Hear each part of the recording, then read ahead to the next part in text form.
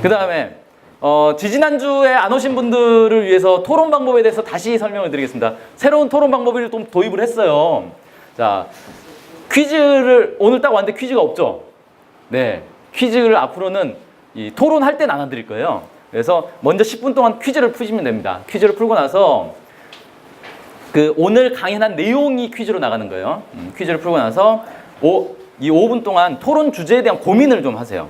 내가 이 토론 주제에 대해서 뭐라고 발언을 해야 되겠다 고민을 한 다음에 발언한 내용을 한 단어로 압축을 하셔야 됩니다. 이걸 문장이나 두세 단어로 압축하시는 분들도 있는데 그러면 안 돼요. 무조건 한 단어로 압축을 해서 포스트잇을 나눠드릴 텐데 거기다가 딱 적으시면 됩니다. 그렇게 해서 그걸 가지고 이제 발표를 하는 거예요. 내가 왜 이 단어를 선택했는지 이렇게 쭉 설명을 하시면 되고, 조장은 그걸 이제 모아서 유사한 것들이 있을 거 아니에요. 유사한 것들끼리 이렇게 쭉 모아서 종이에 붙여가지고 나중에 조장이 나와서 발표할 때 그걸 가지고 발표를 하시면 됩니다. 재밌겠죠? 네, 세 분께서 재밌다고 하셨습니다. 여러분 진짜 이번 주 가장 충격적인 사진 아닙니까 이게? 사실 남북 고위급 회담보다 이게 더 중요한 것 같아요 우리에게. 네, 이 표정 보십시오. 저 어색한 웃음 어떻게 할까요? 너무 좋아하시네요. 네. 이 자리에서 우리 그 백자 동지가 모두 발언을 하셨어요. 이게 정확하게 맞는지는 모르겠는데 대충 이런 발언을 하셨다고 합니다. 제가 다 입수했습니다. 동네방네 소문나는 그 웬딜레방에만 공연했는데. 제가 도청을 다 했어요 그 식당에 미리. 지난해 윤희상 선생님 100주년을 맞아 공연을 해드렸습니다. 윤희상 평화재단이 블랙리스트에 올라 안타까웠더랬던 참에 여사께서 통영 동백나무를 가져다 심어주셔서 위로도 되고 감사했습니다. 올해는 문익환 목사님 탄생 100주년에다 새벽부터 통일의 기운이 가득 찹니다. 민주의 촛불로 당선되셨으니 통일을 여는 대통령이 되셔서 부대들에게 칭송받는 대통령이 되시길 바랍니다. 건강하시길 빕니다. 야, 발언 너무 잘하지 않았습니까? 야. 이제 정계 진출하셔도 될 것 같은데. 저기 다 공화국 창건 70년 땅이 약간 오반. 그러지 말고 혁명 동지가를 딱 불렀으면 분위기 다 정리해.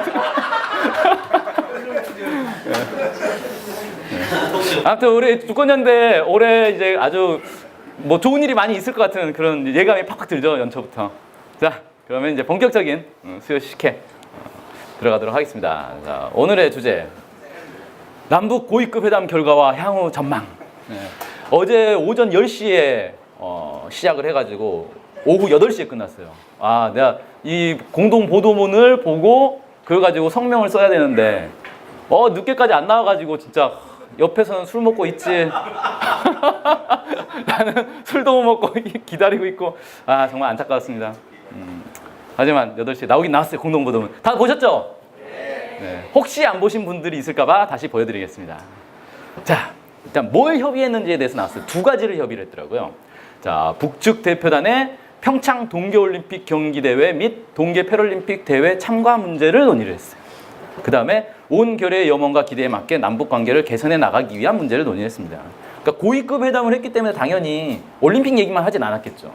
다양한 주제의 얘기를 했다는 겁니다. 이렇게 두 가지 내용을 얘기를 했다는 거고요. 자, 첫 번째 항은 이제 올림픽과 관련된 내용입니다. 평창 동계올림픽 대회 및 동계 패럴림픽 대회가 성공적으로 진행되어 민족의 위상을 높이는 계기로 될 수 있도록 하기 위해 적극 협력하겠다. 자, 뭐 좋은 얘기 한 것 같은데 목적을 잘 보세요. 이게 이 올림픽을 잘 해가지고 뭐 돈을 많이 벌어보자도 아니고 남북 관계를 발전시켜 보자도 아니고 민족의 위상을 높이는 계기가 되자라는 거예요. 한 차원 더 높은 이 목표를 제기를 했더라고요.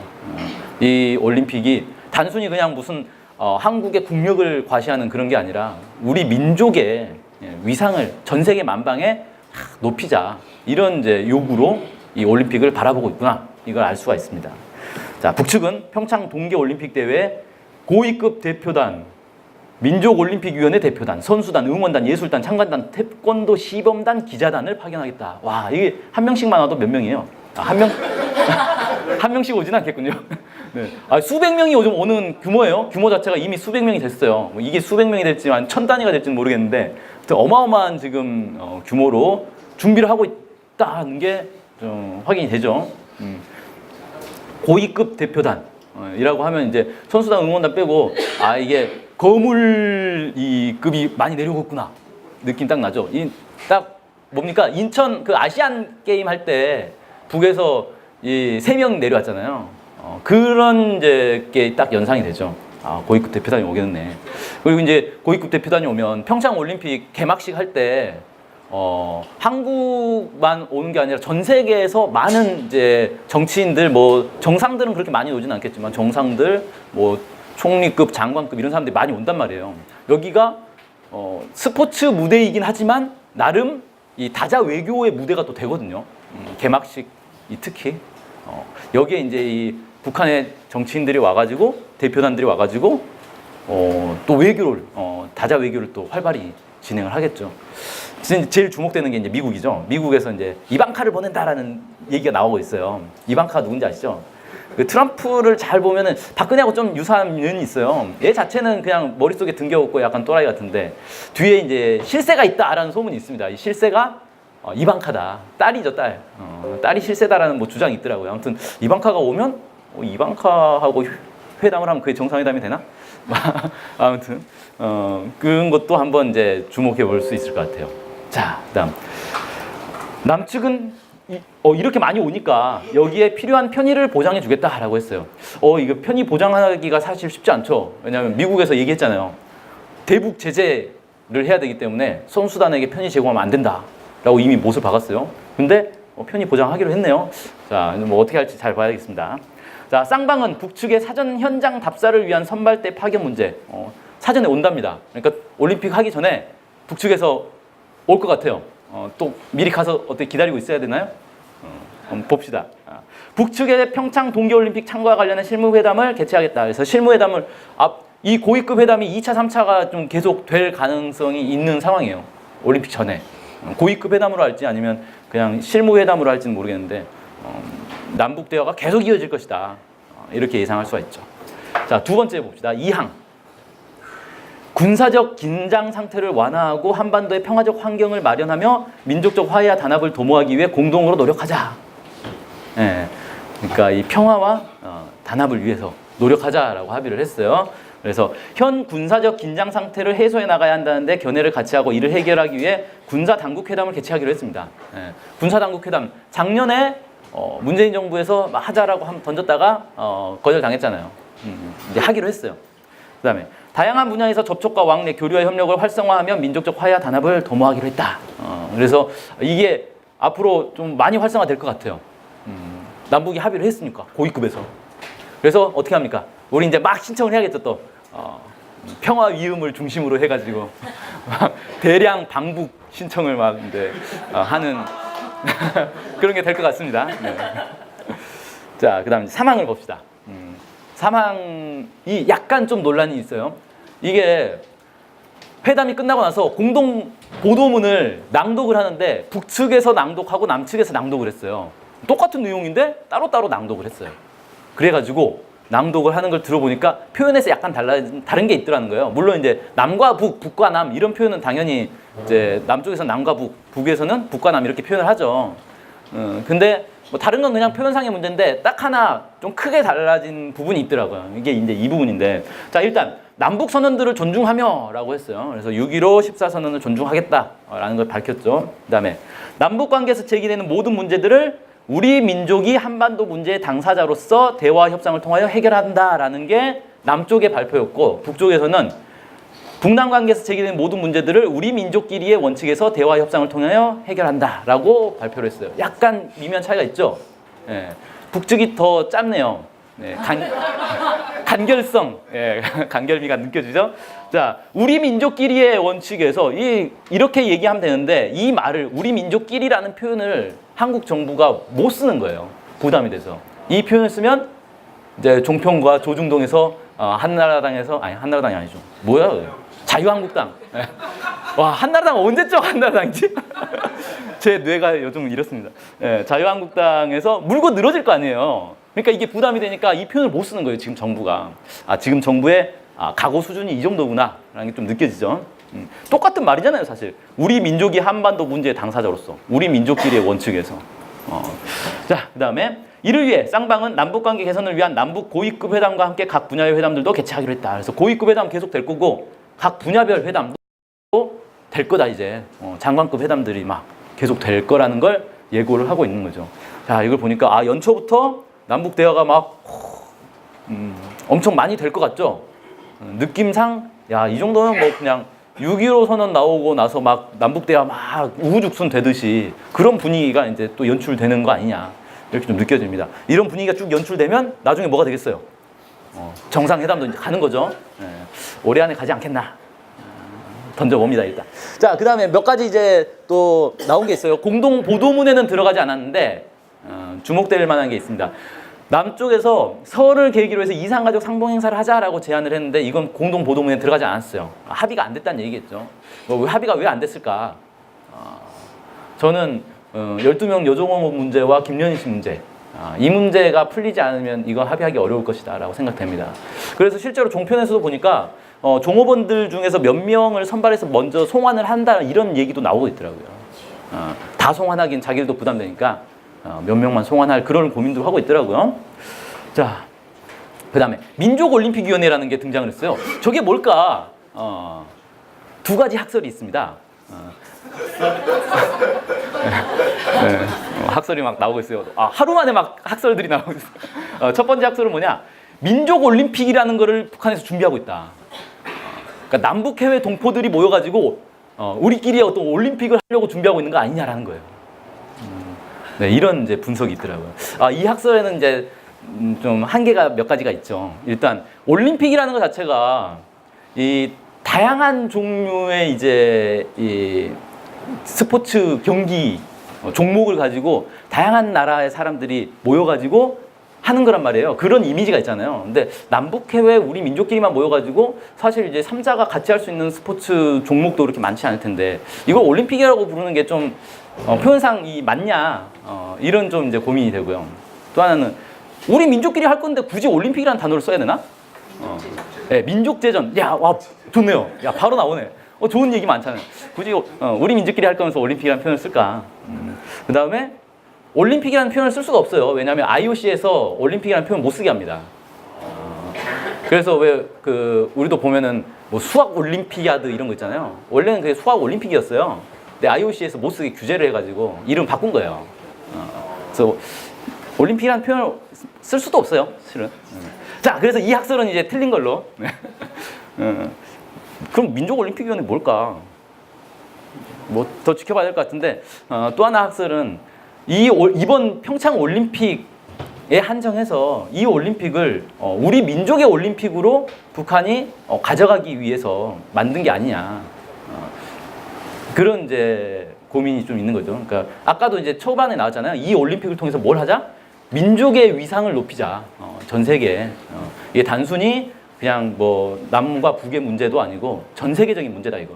그래서 세계 앞에서 우리 민족의 위상을 높이기 위한 민족올림픽으로 가져갈 것을 고민하면서 이런 위원회를 만들지 않았나. 네, 한시적 위원회가 되겠죠. 그런 이제 뭐 학설도 있습니다. 자, 그 다음에 서해 군통신선을 복원을 했어요. 근데 이게 우리 보도는 어제 됐죠. 어제 막 갑자기 고위급 회담 하는 중에 서해 통신선이 복원됐다 막 나왔는데 그 북측 대표단 그러니까 조평통 위원장이죠.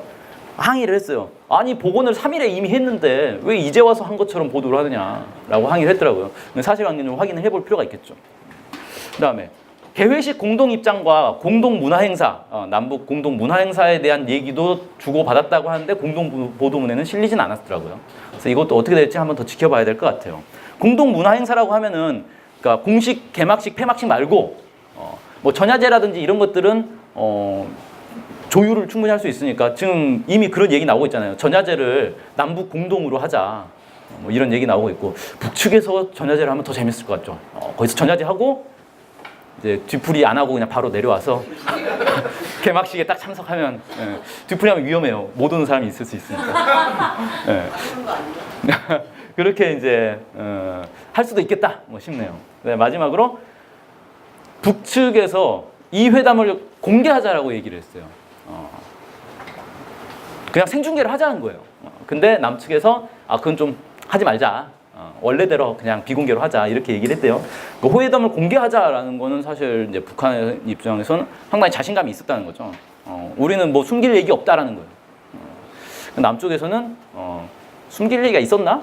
아무튼 뭐 자신감이 누가 더 자신감이 있는가가 좀 이제 드러나는 부분이죠. 자, 이런 것들이 있었고요.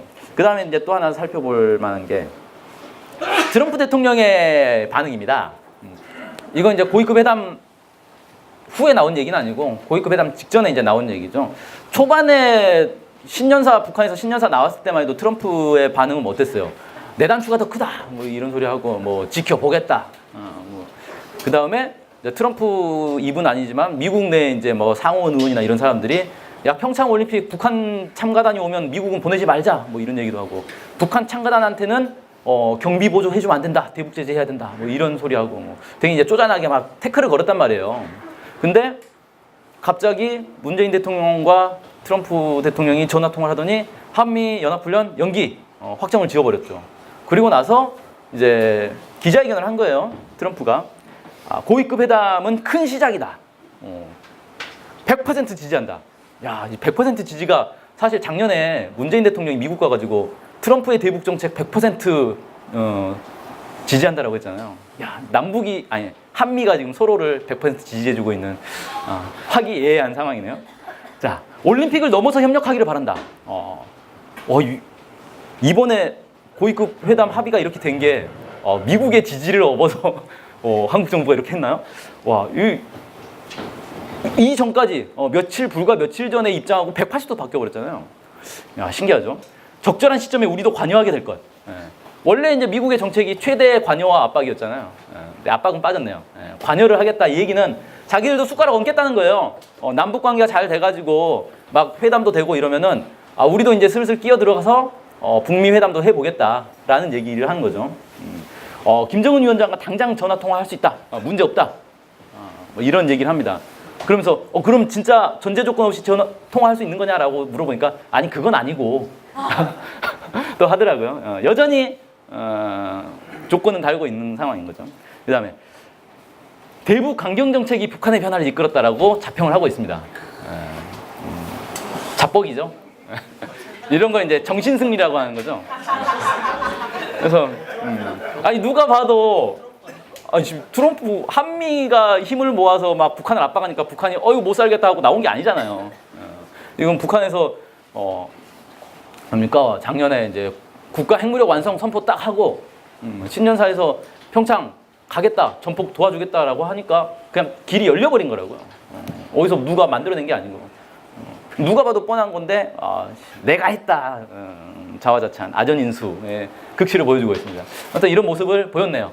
자, 뭐 이 정도로 얘기를 하고요. 나머지는 이제 조별 토론에서 뭐 많이 토론해 보시면 좋을 것 같고, 제가 며칠 전에 저 TV 잘 안 보는데 JTBC를 봤어요. 하도 막 보라 그래가지고 스포트라이트인가 저게 뭐 있어요. 이분 제가 어제 직접 봤습니다. 실물로. 사진하고 똑같이 생기셨더라고요.